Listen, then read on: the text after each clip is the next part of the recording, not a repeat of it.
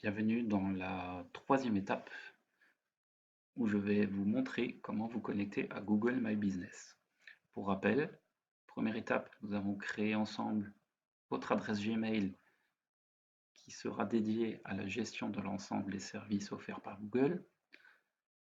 Deuxième étape, étape bis si je puis dire, dans laquelle j'ai survolé très rapidement l'interface de Gmail pour ceux qui ne le connaissaient pas. Troisième étape, maintenant celle qui nous intéresse, nous connecter grâce à cette adresse à l'interface de Google My Business. Alors, comment procéder? Première chose, rendez-vous sur google.fr, faites une recherche de Google My Business, tapez sur Entrée. Et c'est le premier résultat.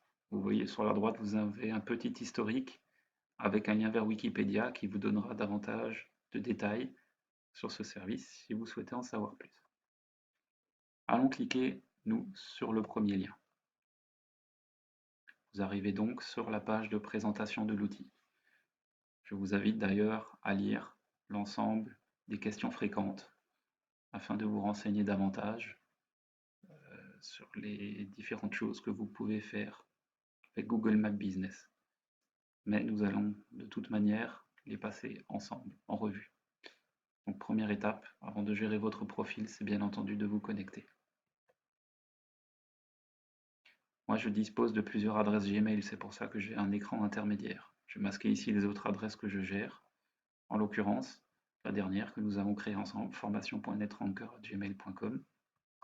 Elle était prédéfinie. Donc voilà, il me l'affiche et je vais taper le mot de passe. Je clique sur suivant. Voilà, comme je vous le disais tout à l'heure, il y a toujours de la sécurité.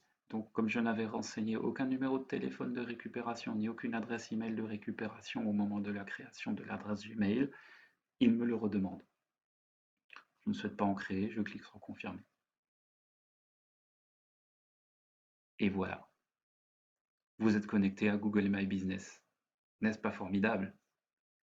Avant d'aller plus loin et de voir ensemble comment paramétrer très exactement ce service,